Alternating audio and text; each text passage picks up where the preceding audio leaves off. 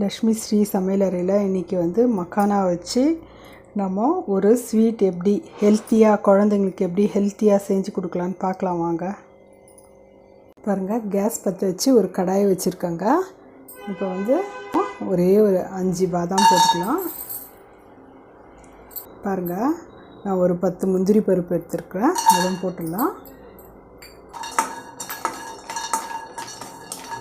லைட்டாக வந்து இது வறுக்கணுங்க. ஏன்னா வந்து இது நம்ம மிக்சியில் போட்டு பொடி பண்ண போகிறோம். அதனால் நம்ம லைட்டாக வறுத்துட்டோம்னா அந்த சூட்டுக்கு வந்து நல்லா நம்மளுக்கு பொடி ஆகுங்க. இவ்வளோ நம்ம வறுத்தா போதுங்க.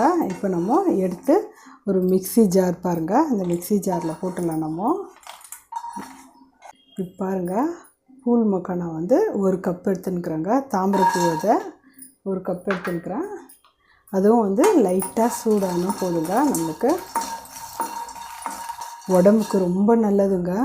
இந்த தாமரைப்பூ விதை வந்து நம்மளுக்கு வந்து அவ்வளோ ஹெல்த்து வந்து பெனிஃபிட் நிறைய இருக்குதுங்க. ஏற்கனவே ஃபூல் மக்கானா வச்சு பாயசம் எப்படி செய்கிறதுன்னு போட்டிருக்கேங்க வீடியோ.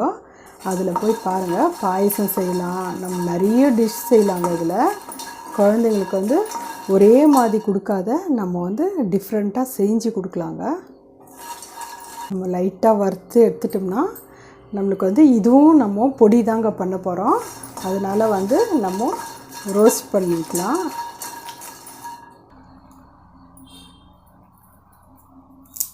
பாருங்கள், இந்த அளவுக்கு வந்தால் போதுங்க நம்மளுக்கு. அவ்வளோதாங்க, நம்ம எடுத்துடலாம். இதுவும் எடுத்து நம்ம தட்டில் ஆற வச்சிடலாங்க. பாதாமும் முந்திரியும் வந்து நம்ம லைட்டாக ரோஸ்ட் பண்ணி வச்சுக்கிறோங்க. மிக்சியில் போட்டு நம்ம ரவை பதத்தில் பொடி மாதிரி அரைச்சின்னு வந்துடலாங்க. பாதாமும் முந்திரியும் நான் மிக்சியில் போட்டு பொடி பண்ணிட்டுங்க. இப்போது நம்ம இந்த தாமரைப்பூ விதையும் இதிலே போட்டுடணுங்க. போட்டு இதுவும் வந்து நல்லா நைஸாக அரைச்சின்னு, ரொம்ப நைஸாக தேவையில்லைங்க, கொரகொரன்னு இருந்தால் கூட பரவாயில்லைங்க. இதையும் அரைச்சின்னு வந்துடலாங்க. நம்ம இப்போது பாருங்கள், நான் பொடியாக்கினேன். நம்ம கொரகொரன்னு இருந்தால் கூட போதுங்க.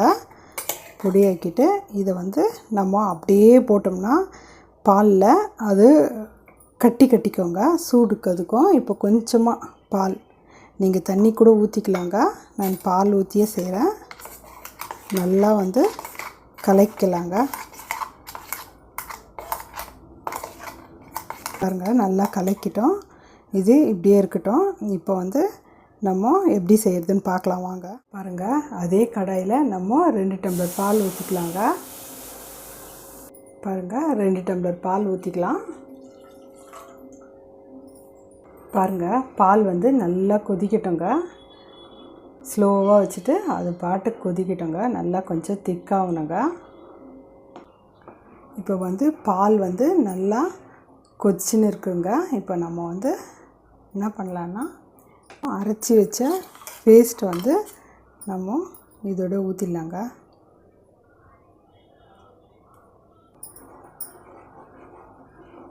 ஏன்னா நம்ம பொடி மாதிரி அரைச்சோங்க. அந்த பொடியை போட்டோம்னா ஃபுல் வந்து கட்டிக்கோங்க. அதனால் வந்து நம்ம கொஞ்சம் பால் ஊற்றி மிக்ஸ் பண்ணோம்னா கட்டாது. பாருங்கள், இன்னும் கொஞ்சம் திக்காகணுங்க.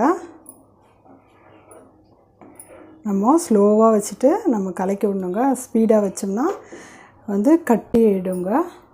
பாருங்கள், நான் இந்த ஸ்வீட்டுக்கு சின்ன கப்பில் அரை கப்பு சர்க்கரை, ஒரு கப்பு சின்ன கப்பு பாருங்கள், உங்களுக்கு எவ்வளோ தேவையோ அவ்வளோ சர்க்கரை போட்டுக்கோங்க. நான் இந்த சின்ன கப்பில் ஒரு கப்பு சர்க்கரை போட்டுக்கிறேன்.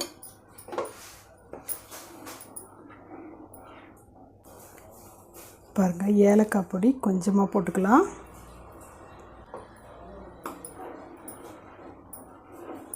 பாருங்கள், இன்னும் கொஞ்சம் வந்து நம்மளுக்கு திக்னஸ் வரணுங்க. அதனால் இன்னும் கொஞ்சம் கொதிக்கிட்டுங்க. பாருங்கள், ரெடி ஆயிடுச்சு நம்மளுக்கு. இவ்வளோ திக்னஸ் இருந்தால் போதும் நம்மளுக்கு. இப்போ வந்து நம்ம கேஸ் ஆஃப் பண்ணிவிட்டு ஆறட்டுங்க. அப்புறமா நம்ம என்ன செய்யலான்னு பார்க்கலாங்க. கேஸ் ஆஃப் பண்ணிட்டுங்க. இது வந்து கொஞ்ச நேரம் ஆறணுங்க. பாருங்கள், நான் சின்ன வந்து மண் பானையில் ஊற்றி வைக்கிறேங்க.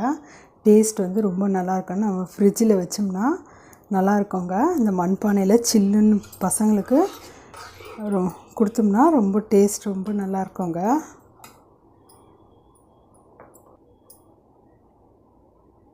இவ்வளோ திக்னஸ் இருந்தால் போதுங்க. நீங்கள் வந்து கப் இருந்தால் கூட ஸ்டீல் கப்பில் ஊற்றி வைக்கலாங்க. நம்ம பாதாம் கொஞ்சம் பிஸ்தா எது இருக்குதோ நட்ஸு நம்ம அதை போட்டு ஃப்ரீசரில் வச்சிடலாங்க. ஃப்ரிட்ஜில் வச்சோம்னா ஒரே ஹவர் இருந்தால் போதுங்க.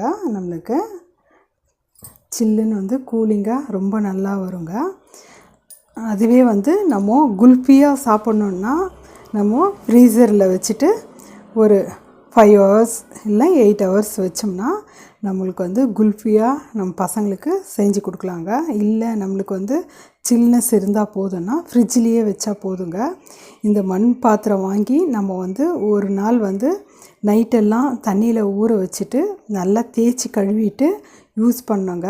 அப்போ தான் வந்து அந்த மண் வாசனை வராது இருக்கும்.